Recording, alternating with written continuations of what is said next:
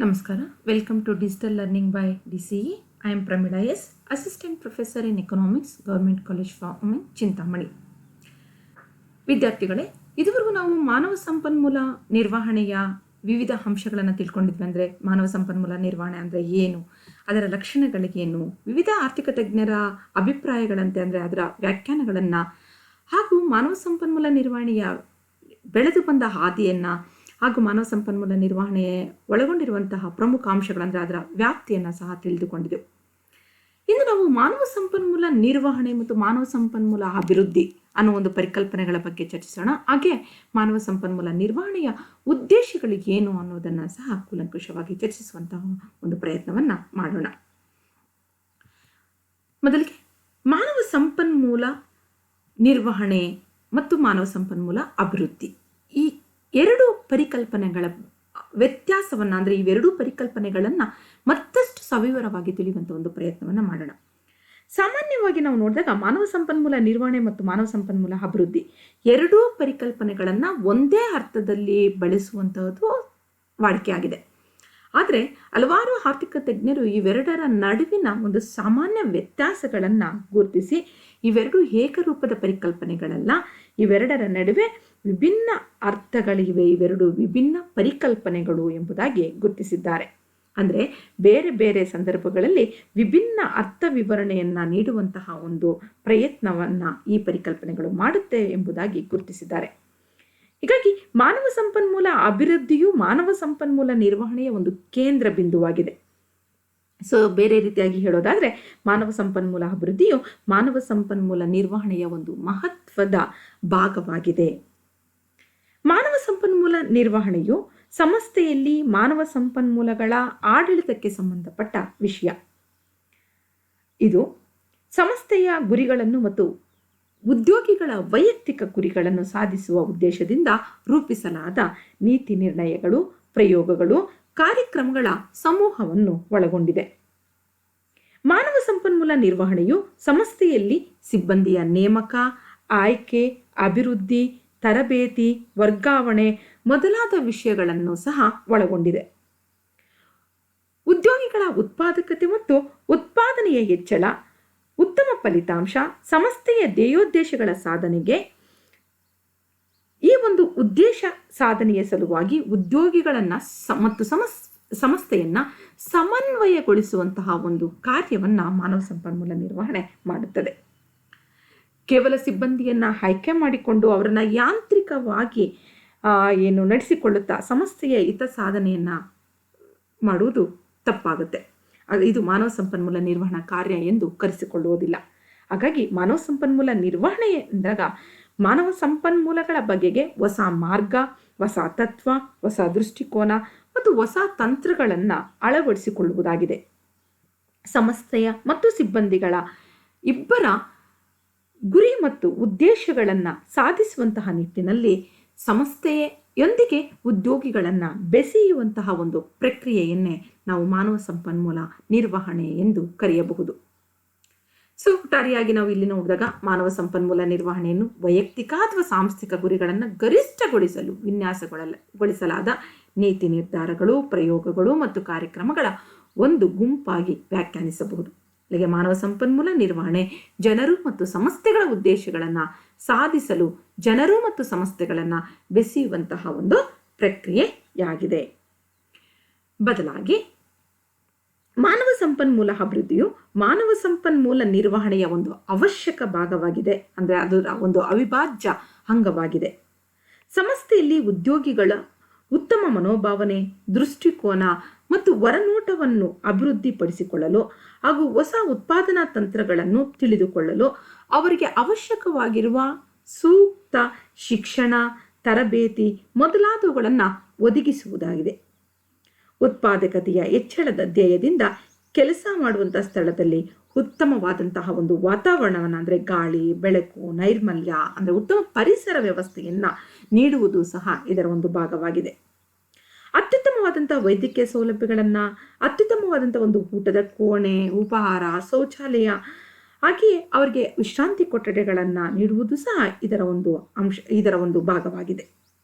ಹಾಗಾಗಿ ಮಾನವ ಸಂಪನ್ಮೂಲಗಳ ಅಭಿವೃದ್ಧಿಗಾಗಿಯೇ ಕೈಗೊಳ್ಳಲಾದ ಬಂಡವಾಳ ಹೂಡಿಕೆಯನ್ನು ಮಾನವಿಕ ಬಂಡವಾಳ ಎಂದು ಕರೆಯಲಾಗುತ್ತದೆ. Investment on human capital.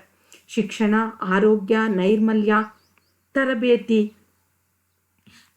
ಸಂಶೋಧನೆ ಮೊದಲಾದವುಗಳ ಮೇಲೆ ನಾವು ಹೂಡಿಕೆಯನ್ನೇ ನಾವು ಮಾನವಿಕ ಹೂಡಿಕೆ ಅಂತ ಕರಿತೀವಿ. ಇದು ಮಾನವ ಸಂಪನ್ಮೂಲವನ್ನು ಅಭಿವೃದ್ಧಿಪಡಿಸುವಂತಹ ಕಾರ್ಯಚಟುವಟಿಕೆಗಳಾಗಿವೆ. ಮಾನವ ಸಂಪನ್ಮೂಲಗಳ ಅಭಿವೃದ್ಧಿಯಾಗದೆ ಮಾನವ ಸಂಪನ್ಮೂಲ ನಿರ್ವಹಣೆ ಪರಿಣಾಮಕಾರಿಯಾಗೋದಿಲ್ಲ. ಸಂಸ್ಥೆಯ ಧ್ಯೇಯೋದ್ದೇಶಗಳನ್ನು ಈಡೇರಿಸುವ ಸಲುವಾಗಿ ಮತ್ತು ಸಂಸ್ಥೆಯ ಅವಶ್ಯಕತೆಗಳಿಗೆ ಅನುಗುಣವಾಗಿ ಮಾನವ ಸಂಪನ್ಮೂಲಗಳನ್ನು ಅಭಿವೃದ್ಧಿಪಡಿಸುವುದು ಅವಶ್ಯಕ. ಆಧುನಿಕ ತಂತ್ರಜ್ಞಾನವನ್ನು ಅಳವಡಿಸಿಕೊಂಡು ಯಂತ್ರೋಪಕರಣಗಳನ್ನು ಬಳಸಿಕೊಂಡು ಅತ್ಯಾಧುನಿಕ ಸ್ಥಾವರಗಳಲ್ಲಿ ಕೆಲಸ ನಿರ್ವಹಿಸುವಲ್ಲಿ ಉತ್ಪಾದನೆಯ ಅತ್ಯಂತ ಇತ್ತೀಚಿನ ಮುಂದುವರಿದ ಪ್ರಯೋಗಗಳನ್ನು ಅರ್ಥ ಮಾಡಿಕೊಳ್ಳೋದಕ್ಕೆ ಈ ಒಂದು ಮಾನವ ಸಂಪನ್ಮೂಲ ಅಭಿವೃದ್ಧಿಯು ಸಜ್ಜುಗೊಳಿಸುತ್ತದೆ.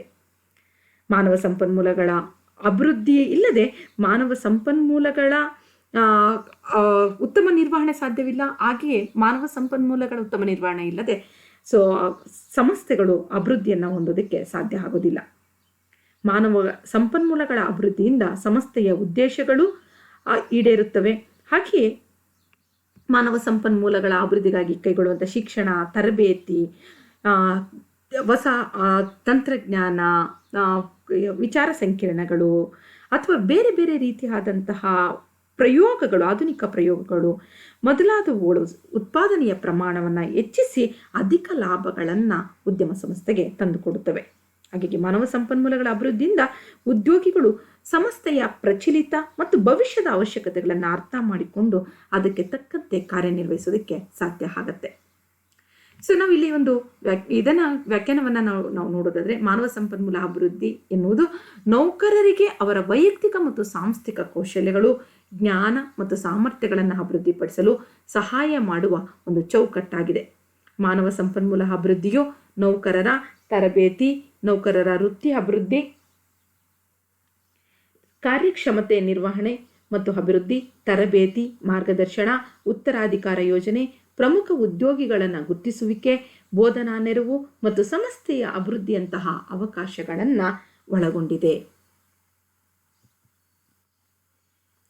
ಹಾಗಾದರೆ ಈ ಮಾನವ ಸಂಪನ್ಮೂಲ ನಿರ್ವಹಣೆ ಮತ್ತು ಮಾನವ ಸಂಪನ್ಮೂಲ ಅಭಿವೃದ್ಧಿಯ ನಡುವಿನ ವ್ಯತ್ಯಾಸಗಳನ್ನು ತಿಳಿತಾ ಹೋಗೋಣ. ಸೊ ಮೊದಲನೇದಾಗಿ ವ್ಯಾಖ್ಯಾನ ಮತ್ತು ಪೂರ್ಣ ರೂಪದಲ್ಲಿ, ಅಂದರೆ ಮಾನವ ಸಂಪನ್ಮೂಲ ನಿರ್ವಹಣೆ ಮತ್ತು ಮಾನವ ಸಂಪನ್ಮೂಲ ಅಭಿವೃದ್ಧಿಯ ವ್ಯಾಖ್ಯಾನ ಮತ್ತು ಅದರ ಒಂದು ಪೂರ್ಣ ರೂಪದಲ್ಲಿ ನಾವು ಅದನ್ನು ಅರ್ಥೈಸುವುದಾದರೆ, ಅದರ ನಡುವಿನ ವ್ಯತ್ಯಾಸವನ್ನು ತಿಳಿಯುವುದಾದರೆ, ಮಾನವ ಸಂಪನ್ಮೂಲ ನಿರ್ವಹಣೆಯ ಪೂರ್ಣ ರೂಪ, ಮಾನವ ಸಂಪನ್ಮೂಲ ನಿರ್ವಹಣೆಯ ಪೂರ್ಣ ರೂಪ. HRMನ ಪೂರ್ಣ ರೂಪ ಮಾನವ ಸಂಪನ್ಮೂಲ ನಿರ್ವಹಣೆ. ಸಂಸ್ಥೆಯಲ್ಲಿ ಕೆಲಸ ಮಾಡುವ ನೌಕರರನ್ನು ಪರಿಣಾಮಕಾರಿಯಾಗಿ ನಿರ್ವಹಿಸಲು ನಿರ್ವಹಣೆಯ ತತ್ವಗಳನ್ನು ಹೇಗೆ ಅನ್ವಯಿಸಬಹುದು ಎಂಬುದನ್ನು ಇದು ಸೂಚಿಸುತ್ತದೆ. ಆದರೆ ಮಾನವ ಸಂಪನ್ಮೂಲ ಅಭಿವೃದ್ಧಿಯು ಸಂಸ್ಥೆಯಲ್ಲಿ ಕೆಲಸ ಮಾಡುವವರ ಕಾರ್ಯಕ್ಷಮತೆಯನ್ನು ಸುಧಾರಿಸಲು ಜಾರಿಗೆ ಬರುವ ನಿರಂತರ ಅಭಿವೃದ್ಧಿ ಕಾರ್ಯಕ್ರಮಗಳನ್ನು ಸೂಚಿಸುತ್ತದೆ. ಇನ್ನು ಸ್ವರೂಪದ ಆಧಾರದಲ್ಲಿ ನಾವು ಇವೆರಡರ ನಡುವಿನ ವ್ಯತ್ಯಾಸವನ್ನು ನೋಡೋದಾದರೆ, ಮಾನವ ಸಂಪನ್ಮೂಲ ನಿರ್ವಹಣೆ ಎಂಬುದು ಒಂದು ನಿರ್ವಹಣಾ ಕಾರ್ಯವಾಗಿದ್ದರೆ, ಮಾನವ ಸಂಪನ್ಮೂಲ ಅಭಿವೃದ್ಧಿಯು ಮಾನವ ಸಂಪನ್ಮೂಲ ನಿರ್ವಹಣೆಯ ಒಂದು ಉಪಕಾರ್ಯವಾಗಿದೆ, ಅಂದರೆ ಅದರ ಒಂದು ಅವಿಭಾಜ್ಯ ಅಂಗವಾಗಿದೆ. ಇನ್ನು ಕಾರ್ಯದ ಆಧಾರದಲ್ಲಿ HRMನ ಕಾರ್ಯಗಳು ಪ್ರತಿಕ್ರಿಯಾತ್ಮಕವಾಗಿವೆ ಮತ್ತು ಸಾಮಾನ್ಯವಾಗಿ ಸಮಗ್ರ ಸಾಂಸ್ಥಿಕ ಗುರಿಗಳನ್ನು ಪಡೆಯಲು ಅನ್ವಯಿಸಲಾಗುತ್ತದೆ. ಆದರೆ HRDಯ ಗುರಿಗಳು ಸಾಮಾನ್ಯವಾಗಿ ನೌಕರರ ಕೌಶಲ್ಯ ಅಭಿವೃದ್ಧಿ, ಜ್ಞಾನವರ್ಧನೆ ಮತ್ತು ಸಾಮರ್ಥ್ಯವನ್ನು ಹೆಚ್ಚಿಸುವುದಕ್ಕೆ ಸಂಬಂಧಿಸಿದ್ದವು. ಇನ್ನು ಉದ್ದೇಶದ ಆಧಾರದಲ್ಲಿ ನಾವು ಗಮನಿಸುವುದಾದರೆ, HRMನ ಉದ್ದೇಶವು ನೌಕರರ ಒಟ್ಟಾರೆ ಕಾರ್ಯಕ್ಷಮತೆಯನ್ನು ಸುಧಾರಿಸುವುದಾಗಿದ್ದರೆ, HRDಯ ಉದ್ದೇಶವು ನೌಕರರ ಕೌಶಲ್ಯ ಅಭಿವೃದ್ಧಿ, ಜ್ಞಾನವರ್ಧನೆ ಮತ್ತು ಸಾಮರ್ಥ್ಯವನ್ನು ಹೆಚ್ಚಿಸುವುದಕ್ಕೆ ಸಂಬಂಧಪಟ್ಟಿವೆ. ನೆಕ್ಸ್ಟ್, ಪ್ರಕ್ರಿಯೆಯ ಆಧಾರದಲ್ಲಿ ನಾವು ನೋಡೋದಾದರೆ, ಹೆಚ್ಚಿನ HRMನ ಪ್ರಕ್ರಿಯೆಗಳು ವಾಡಿಕೆಯಾಗಿದ್ದು ಅಗತ್ಯವಿದ್ದಾಗ ಅವುಗಳನ್ನು ಕೈಗೊಳ್ಳಬೇಕಾಗುತ್ತದೆ. ಆದರೆ HRDಯ ಪ್ರಕ್ರಿಯೆಗಳು ಪ್ರಗತಿಯಲ್ಲಿರುತ್ತವೆ ಮತ್ತು ಸಾಂದರ್ಭಿಕವಲ್ಲ. ಇನ್ನು ಅವಲಂಬನೆಯ ಒಂದು ಆಧಾರದಲ್ಲಿ ಗಮನಿಸಿದಾಗ, HRM ಒಂದು ಸ್ವತಂತ್ರ ಘಟಕವಾಗಿದೆ. ಇದು ನೇಮಕಾತಿ ಮತ್ತು ಧಾರಣ, HRD ಪರಿಹಾರ, ಕಾರ್ಯಕ್ಷಮತೆ, ಮೌಲ್ಯಮಾಪನ, ನಿರ್ವಹಣೆ ಹೀಗೆ ವಿವಿಧ ವಿಭಾಗಗಳನ್ನು ಒಳಗೊಂಡಿದೆ. ಆದರೆ HRDಯು HRMನ ಒಂದು ವಿಭಾಗವಾಗಿದ್ದು HRMನಿಂದ ಅನೇಕ ಕಾರ್ಯಗಳು, ಗುಣಲಕ್ಷಣಗಳು ಮತ್ತು ಪ್ರಕ್ರಿಯೆಗಳನ್ನು ಸೆಳೆಯುತ್ತದೆ. ಇನ್ನು ಸಂಬಂಧದ ಆಧಾರದಲ್ಲಿ ನೋಡುವುದಾದರೆ HRM ಜನರೊಂದಿಗೆ ಮಾತ್ರ ವ್ಯವಹರಿಸುತ್ತದೆ. ಇದು ಸಿಬ್ಬಂದಿಯ ನೇಮಕಾತಿ, ಪ್ರತಿಫಲ ಇತ್ಯಾದಿಗಳನ್ನು ನಿರ್ವಹಿಸುತ್ತದೆ. ಆದರೆ HRD ಸಂಸ್ಥೆಯೊಳಗಿನ ಎಲ್ಲ ಅಂಶಗಳು ಮತ್ತು ಜನರ ಅಭಿವೃದ್ಧಿಗೆ ಸಂಬಂಧಿಸಿದ ಮತ್ತು ಅದರ ಕೌಶಲ್ಯ ಅಭಿವೃದ್ಧಿ ಪ್ರಕ್ರಿಯೆಗಳನ್ನು ನಿರ್ವಹಿಸುತ್ತದೆ. ಔಪಚಾರಿಕ ಮಟ್ಟದ ಆಧಾರದಲ್ಲಿ ನೋಡೋದಾದರೆ HRM ಕಾರ್ಯಗಳು ಸಾಮಾನ್ಯವಾಗಿ ಔಪಚಾರಿಕವಾಗಿರುತ್ತವೆ ಮತ್ತು ತರಗತಿ, ಪ್ರಯೋಗಾಲಯ, ತರಬೇತಿಯ ಮೂಲಕ ಅನ್ವಯಿಸಲ್ಪಡುತ್ತವೆ. HRD ಕಾರ್ಯಗಳು ಮಾರ್ಗದರ್ಶನದಲ್ಲಿ ಅನೌಪಚಾರಿಕವಾಗಿರುತ್ತವೆ. ನೌಕರರ ಮೇಲಧಿಕಾರಿಗಳು ಸಾಮಾನ್ಯವಾಗಿ ಈ ಕಾರ್ಯವನ್ನು ನಿರ್ವಹಿಸುತ್ತಾರೆ. ಇದಿಷ್ಟು ಮಾನವ ಸಂಪನ್ಮೂಲ ನಿರ್ವಹಣೆ ಮತ್ತು ಮಾನವ ಸಂಪನ್ಮೂಲ ಅಭಿವೃದ್ಧಿಯ ನಡುವಿನ ವ್ಯತ್ಯಾಸ. ನೆಕ್ಸ್ಟ್, ಆಬ್ಜೆಕ್ಟಿವ್ಸ್ ಆಫ್ HRM ಅಂದರೆ ಮಾನವ ಸಂಪನ್ಮೂಲ ನಿರ್ವಹಣೆಯ ಧ್ಯೇಯೋದ್ದೇಶಗಳು. ಯಾವುದೇ ಒಂದು ಸಂಸ್ಥೆ ಅಥವಾ ವ್ಯವಸ್ಥೆಯು ಧ್ಯೇಯೋದ್ದೇಶಗಳನ್ನು ಹೊಂದಿರುವುದು ಅವಶ್ಯಕವಾಗಿರುತ್ತದೆ. ಧ್ಯೇಯೋದ್ದೇಶಗಳ ಆಧಾರದಲ್ಲಿ ಕಾರ್ಯಕ್ರಮಗಳನ್ನು ರೂಢಿಸಿಕೊಳ್ಳಲು, ಕೆಲಸವನ್ನು ಉತ್ತಮವಾಗಿ ನಿರ್ವಹಿಸಲು ಸಾಧ್ಯವಾಗುತ್ತದೆ. ಅಂತೆಯೇ ಧ್ಯೇಯೋದ್ದೇಶಗಳು ಸಂಸ್ಥೆಯ ಕಾರ್ಯನಿರ್ವಹಣೆಯ ಬಗೆಗೆ ಸಂಪೂರ್ಣ ಒಂದು ಮೌಲ್ಯಮಾಪನವನ್ನು ನಡೆಸುವುದಕ್ಕೂ ಸಹ ಆಧಾರವನ್ನು ಒದಗಿಸಿಕೊಡುತ್ತವೆ. ಮಾನವ ಸಂಪನ್ಮೂಲ ಅಭಿವೃದ್ಧಿಯ ಧ್ಯೇಯೋದ್ದೇಶಗಳು ಯಾವುದೋ ಒಂದು ಸಂಸ್ಥೆಯ ಧ್ಯೇಯೋದ್ದೇಶಗಳಂತೆಯೇ ಇರುತ್ತವೆ. ಸಂಸ್ಥೆಯ ಧ್ಯೇಯೋದ್ದೇಶಗಳನ್ನು ಈಡೇರಿಸುವ ದಿಸೆಯಲ್ಲಿ ಉದ್ಯೋಗಿಗಳು ಮತ್ತು ಉದ್ಯೋಗದಾತನ ಹಿತಾಸಕ್ತಿಗಳ ನಡುವೆ ಸಮನ್ವಯವನ್ನು ಸಾಧಿಸುವುದು ಸಹ ಅವಶ್ಯಕವಾಗಿರುತ್ತೆ. ಹಾಗಾಗಿ ಮಾನವ ಸಂಪನ್ಮೂಲ ನಿರ್ವಹಣೆಯ ಧ್ಯೇಯೋದ್ದೇಶಗಳನ್ನು ನಾವು ಈ ಕೆಳಗಿನಂತೆ ವಿವರಿಸಬಹುದು. ಮೊದಲನೇದು, ಗುರಿಗಳನ್ನು ಸಾಧಿಸುವುದು. ಉದ್ಯೋಗಿಗಳ ಪ್ರತಿಭೆಯನ್ನು ಉತ್ತಮ ಬಳಕೆಗೆ ತರುವ ಮೂಲಕ ಗುರಿಗಳನ್ನು ಸಾಧಿಸುವುದು ಮತ್ತು ಫಲಿತಾಂಶಗಳನ್ನು ತಲುಪಿಸುವುದು ಮಾನವ ಸಂಪನ್ಮೂಲ ನಿರ್ವಹಣೆಯ ಒಂದು ಮುಖ್ಯ ಉದ್ದೇಶವಾಗಿದೆ. ಅಂದರೆ ಉದ್ಯೋಗಿಗಳ ವೈಯಕ್ತಿಕ ಗುರಿಗಳನ್ನು ಸಂಸ್ಥೆಯ ಗುರಿಗಳೊಂದಿಗೆ ಸಮನ್ವಯಗೊಳಿಸಿ ವೈಯಕ್ತಿಕ ಮತ್ತು ಸಂಸ್ಥೆಯ ಗುರಿಗಳನ್ನು ಸಾಧನೆ ಮಾಡುವುದು ಮಾನವ ಸಂಪನ್ಮೂಲ ನಿರ್ವಹಣೆಯ ಒಂದು ಪ್ರಮುಖವಾದಂತಹ ಉದ್ದೇಶ ಎಂಬುದಾಗಿ ಹೇಳಬಹುದು. ನೆಕ್ಸ್ಟ್ ಒನ್, ಮೋಟಿವೇಟ್ ಪೀಪಲ್ ಅಂದರೆ ಜನರನ್ನು ಪ್ರೇರೇಪಿಸುವುದು. ಜನರಿಂದ ಉತ್ತಮತೆಯನ್ನು ಅಂದರೆ ಉತ್ತಮ ದಕ್ಷತೆಯನ್ನು ಪಡೆಯಲು ಮಾನವ ಸಂಪನ್ಮೂಲ ವ್ಯವಸ್ಥಾಪಕರು ಸೂಕ್ತವಾದಂತಹ ಮಾನವ ಸಂಪನ್ಮೂಲ ನೀತಿಗಳನ್ನು, ಕಾರ್ಯಕ್ರಮಗಳನ್ನು ಮತ್ತು ಅಭ್ಯಾಸಗಳನ್ನು ಅನುಸರಿಸಬೇಕಾಗುತ್ತದೆ. ಈ ಮೂಲಕ ಉದ್ಯೋಗಿಗಳನ್ನು ಪ್ರೇರೇಪಿಸಿ ಉದ್ಯೋಗದಲ್ಲಿ ಮನಸ್ಪೂರ್ವಕವಾಗಿ ಮನಸ್ಸಿಟ್ಟು ದಕ್ಷತೆಯಿಂದ ಕಾರ್ಯನಿರ್ವಹಿಸುವಂತೆ ಮಾಡುವಂತಹ ಉದ್ದೇಶವೂ ಸಹ ಮಾನವ ಸಂಪನ್ಮೂಲ ನಿರ್ವಹಣೆಯ ಪ್ರಮುಖ ಧ್ಯೇಯೋದ್ದೇಶವಾಗಿದೆ. ನೆಕ್ಸ್ಟ್ ಒನ್, ಉದ್ಯೋಗಿಗಳನ್ನು ಆಕರ್ಷಿಸುವುದು ಮತ್ತು ಉಳಿಸಿಕೊಳ್ಳುವುದು. Attract and retain talent.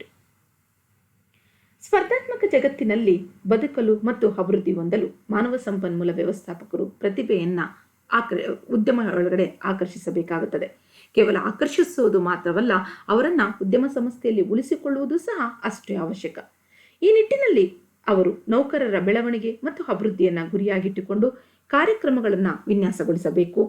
ತರಬೇತಿ ಅವಕಾಶಗಳನ್ನು ಕಾಲಕಾಲಕ್ಕೆ ಅರ್ಹ ಎಲ್ಲ ಅಭ್ಯರ್ಥಿಗಳಿಗೆ ಮುಕ್ತವಾಗಿ ನೀಡಬೇಕು. ಆ ಮೂಲಕ ಉದ್ಯೋಗಿಗಳಿಗೆ ಸೂಕ್ತವಾದಂತಹ ಸೌಲಭ್ಯಗಳನ್ನು ನೀಡೋದರ ಮುಖಾಂತರ ಅವರ ಅವಶ್ಯಕತೆಗಳನ್ನು ಪೂರೈಸೋದರ ಮುಖಾಂತರ ಅವರನ್ನು ಅಲ್ಲಿಯೇ ಅಂದರೆ ಸಂಸ್ಥೆಯಲ್ಲಿಯೇ ಹಿಡಿದುಕೊಳ್ಳುವ ಕೆಲಸವನ್ನು ಮಾಡಬೇಕಾಗುತ್ತದೆ. ನೆಕ್ಸ್ಟ್ ಒನ್, ಕಾರ್ಯತಂತ್ರದೊಂದಿಗೆ ಮಾನವ ಸಂಪನ್ಮೂಲ ನೀತಿಗಳು ಮತ್ತು ಅಭ್ಯಾಸಗಳನ್ನು ಅಳವಡಿಸಿಕೊಳ್ಳುವುದು. Adapt HR policies and practices in sync with corporate strategies. ಸಾಮಾನ್ಯವಾಗಿ ನಾವು ನೋಡೋದಾದರೆ HRನ ವ್ಯವಸ್ಥಾಪಕರ ಮೂಲ ಕೆಲಸವೆಂದರೆ ವೈಯಕ್ತಿಕ ಮತ್ತು ಮಾನವ ಸಂಪನ್ಮೂಲ ಅಭ್ಯಾಸಗಳನ್ನು ಕಂಪನಿಯ ಗುರಿಗಳು ಮತ್ತು ಕಾರ್ಯತಂತ್ರಗಳೊಂದಿಗೆ ಜೋಡಿಸುವುದಾಗಿದೆ. ಹಾಗಾಗಿ ಆ ಕಾರ್ಯತಂತ್ರಗಳು ಮತ್ತು ನೀತಿ ನಿಯಮಗಳನ್ನು ಅಳವಡಿಸಿಕೊಂಡು ಸಂಸ್ಥೆಯ ಗುರಿ ಮತ್ತು ಉದ್ದೇಶಗಳನ್ನು ಈಡೇರಿಸುವಂತಹ ಅದಕ್ಕೆ ಸಂಬಂಧಪಟ್ಟ ಉತ್ತಮ ತಂತ್ರಗಳನ್ನು ರೂಪಿಸಿ ಅಳವಡಿಸಿಕೊಳ್ಳುವುದು ಸಹ ಮಾನವ ಸಂಪನ್ಮೂಲ ನಿರ್ವಹಣೆಯ ಪ್ರಮುಖ ಉದ್ದೇಶವಾಗಿದೆ. ನೆಕ್ಸ್ಟ್ ಒನ್, ಸ್ಪರ್ಧಾತ್ಮಕ ಲಾಭವನ್ನು ಪಡೆದುಕೊಳ್ಳುವುದು. Gain competitive advantage. ಪ್ರತಿಭೆಯನ್ನ ಉತ್ತಮ ರೀತಿಯಲ್ಲಿ ಬಳಸುವುದರ ಮೂಲಕ ಮತ್ತು ಕೆಲಸದಲ್ಲಿ ಜನರ ಉತ್ಪಾದಕ ಕೊಡುಗೆಗಳನ್ನು ಸುಧಾರಿಸುವ ಮೂಲಕ ಮಾನವ ಸಂಪನ್ಮೂಲವು ಸಂಸ್ಥೆಯು ಸ್ಪರ್ಧಾತ್ಮಕ ಲಾಭವನ್ನು ಪಡೆಯೋದಕ್ಕೆ ಸಹಾಯ ಮಾಡುತ್ತದೆ. ಪ್ರತಿಭೆಯನ್ನು ಉತ್ತಮ ಬಳಕೆಗೆ ತಂದಾಗ ಸಂಸ್ಥೆಯು ಇಂದಿನ ಸ್ಪರ್ಧೆಯನ್ನು ಸುಲಭವಾಗಿ ಪಡೆಯೋದಕ್ಕೆ ಸಾಧ್ಯ ಆಗುತ್ತೆ. ಹಾಗಾಗಿ ಸ್ಪರ್ಧಾತ್ಮಕ ಲಾಭವನ್ನು ಪಡೆದುಕೊಳ್ಬೇಕು ಅಂತಂದರೆ ಮಾನವ ಸಂಪನ್ಮೂಲ ನಿರ್ವಹಣೆಯು ಅಗತ್ಯವಾದಂತಹ ಕಾರ್ಯಚಟುವಟಿಕೆಗಳನ್ನು ಹಮ್ಮಿಕೊಳ್ಳುವುದು ಅವಶ್ಯಕವಾಗಿರುತ್ತೆ. ಸೊ ಇದು ಸಹ ಅದರ ಧ್ಯೇಯೋದ್ದೇಶಗಳಲ್ಲಿ ಒಂದಾಗಿದೆ. ನೆಕ್ಸ್ಟ್ ಒನ್, ಕೆಲಸದ ಜೀವನದ ಗುಣಮಟ್ಟವನ್ನು ಸುಧಾರಿಸುವುದು. Improve quality of working life. ಉತ್ತಮ ಮಾನವ ಸಂಪನ್ಮೂಲವು ನೌಕರರ ಜೀವನದ ಗುಣಮಟ್ಟವನ್ನು ಸುಧಾರಿಸುವ ಗುರಿಯನ್ನ ಹೊಂದಿದೆ. ಸಂಪನ್ಮೂಲಗಳನ್ನು ಉತ್ತಮವಾಗಿ ಬಳಸಿಕೊಳ್ಳುವುದು, ಮಾಹಿತಿಯನ್ನು ಬಹಿರಂಗವಾಗಿ ಹಂಚಿಕೊಳ್ಳುವುದು, ಕೆಲಸದ ಸಂಬಂಧಗಳು ಪರಸ್ಪರ ನಂಬಿಕೆ, ಗೌರವವನ್ನು ಆಧರಿಸಿವೆ.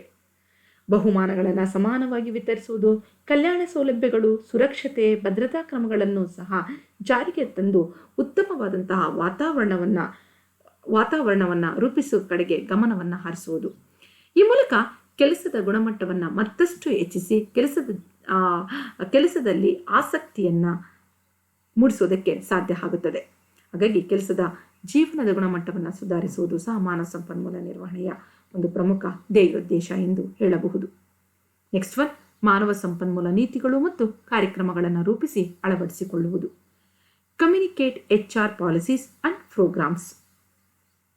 ಮಾನವ ಸಂಪನ್ಮೂಲ ನೀತಿಗಳನ್ನು ನೌಕರರಿಗೆ ಸಂಪೂರ್ಣ ಅರ್ಥದಲ್ಲಿ ತಿಳಿಸುವುದು ಮಾನವ ಸಂಪನ್ಮೂಲ ಇಲಾಖೆಯ ಜವಾಬ್ದಾರಿಯಾಗಿದೆ. ಅದಲ್ಲದೆ ಅವರು ನೌಕರರ ಆಲೋಚನೆಗಳು, ಅಭಿಪ್ರಾಯಗಳು ಮತ್ತು ಭಾವನೆಗಳನ್ನು ಸ್ಪರ್ಶಿಸುವಂತಹ ರೀತಿಯಲ್ಲಿ ಕಾರ್ಯತಂತ್ರಗಳನ್ನು ರೂಪಿಸಿಕೊಳ್ಳಬೇಕಾಗುತ್ತದೆ. ಬದಲಾಗುತ್ತಿರುವ ಅಗತ್ಯತೆಯೊಂದಿಗೆ ನೌಕರರನ್ನ ಮಾನವ ಸಂಪನ್ಮೂಲಗಳ ನೀತಿಗಳತ್ತ ವಿಕಸನಗೊಳಿಸುವುದು ಸಹ ಅಷ್ಟೇ ಅವಶ್ಯಕವಾಗಿರುತ್ತದೆ. ಅಂದರೆ ಬದಲಾವಣೆಗಳನ್ನು ಸುಲಭವಾಗಿ ಸ್ವೀಕರಿಸಿ ಅಳವಡಿಸಿಕೊಳ್ಳುವತ್ತ ನೌಕರರನ್ನು ಬದಲಾಯಿಸುವುದು ಅಥವಾ ನೌಕರರನ್ನು ಆ ನಿಟ್ಟಿನಡೆ ಕೊಂಡೊಯ್ಯುವಂತಹ ಒಂದು ಕೆಲಸವನ್ನು ಮಾನವ ಸಂಪನ್ಮೂಲ ನಿರ್ವಹಣೆ ಮಾಡಬೇಕಾಗುತ್ತದೆ. ಹಾಗಾಗಿ ಮಾನವ ಸಂಪನ್ಮೂಲ ನಿರ್ವಹಣೆಯ ಧ್ಯೇಯೋದ್ದೇಶಗಳಲ್ಲಿ ಇದು ಸಹ ಪ್ರಮುಖವಾದುದು. ನೆಕ್ಸ್ಟ್ ಒನ್, ಸಾಮಾಜಿಕವಾಗಿ ಜವಾಬ್ದಾರಿಯುತ ನಡವಳಿಕೆ ಮತ್ತು ಕಾರ್ಯಕ್ರಮಗಳನ್ನು ಖಚಿತಪಡಿಸಿಕೊಳ್ಳುವುದು. Ensure ethical and social responsible behaviour and actions. ಉದ್ಯಮ ಗುರಿಗಳನ್ನು ಪೂರೈಸಲು ಪ್ರಯತ್ನಿಸುವಾಗ ಕಾನೂನು ಮತ್ತು ನೈತಿಕ ಮಾನದಂಡಗಳ ಅನುಸರಣೆಯನ್ನು ಖಚಿತಪಡಿಸಿಕೊಳ್ಳಬೇಕು. ಸಂಸ್ಥೆಗಳು ಮತ್ತು ಮಾನವ ಸಂಪನ್ಮೂಲಗಳನ್ನು ನೈತಿಕ ಮತ್ತು ಸಾಮಾಜಿಕ ಜವಾಬ್ದಾರಿಯುತವಾಗಿ ನಿರ್ವಹಿಸುವತ್ತ ಮಾನವ ಸಂಪನ್ಮೂಲ ನಿರ್ವಹಣೆಯು ಕಾರ್ಯೋನ್ಮುಖವಾಗಬೇಕಾಗುತ್ತದೆ. ಹಾಗಾಗಿ ಇಲ್ಲಿ ನಮಗೆ ಗೊತ್ತಿರುವಂತೆ ಸಂಸ್ಥೆಯು ಸಮಾಜದ ಒಂದು ಅಂಗ. ಹಾಗಾಗಿ ಸಮಾಜವು ಬಯಸಿದಂತೆ ಸಂಸ್ಥೆಯನ್ನು ನಡೆಸಿಕೊಂಡು ಹೋಗುವಂಥದ್ದು, ಸಮಾಜದಲ್ಲಿ ಗುರುತಿಸುವಂತಹ ರೀತಿಯಲ್ಲಿ ಉತ್ತಮ ನಡವಳಿಕೆಯನ್ನು, ವರ್ತನೆಗಳನ್ನು, ಕಾರ್ಯಕ್ರಮಗಳನ್ನು ಖಚಿತಪಡಿಸಿಕೊಳ್ಳುವುದು ಮಾನವ ಸಂಪನ್ಮೂಲ ನಿರ್ವಹಣೆಯ ಒಂದು ಪ್ರಮುಖ ಧ್ಯೇಯೋದ್ದೇಶವಾಗಿದೆ. ಇದಿಷ್ಟು ಮಾನವ ಸಂಪನ್ಮೂಲ ನಿರ್ವಹಣೆಯ ಧ್ಯೇಯೋದ್ದೇಶಗಳು. ಸೊ ಇದುವರೆಗೂ ನಾವು ಮಾನವ ಸಂಪನ್ಮೂಲ ನಿರ್ವಹಣೆಯ ಧ್ಯೇಯೋದ್ದೇಶಗಳು, ಮಾನವ ಸಂಪನ್ಮೂಲ ನಿರ್ವಹಣೆ ಮತ್ತು ಮಾನವ ಸಂಪನ್ಮೂಲ ಅಭಿವೃದ್ಧಿಯ ನಡುವಿನ ವ್ಯತ್ಯಾಸಗಳನ್ನು ತಿಳಿದುಕೊಂಡೆವು. Thank you.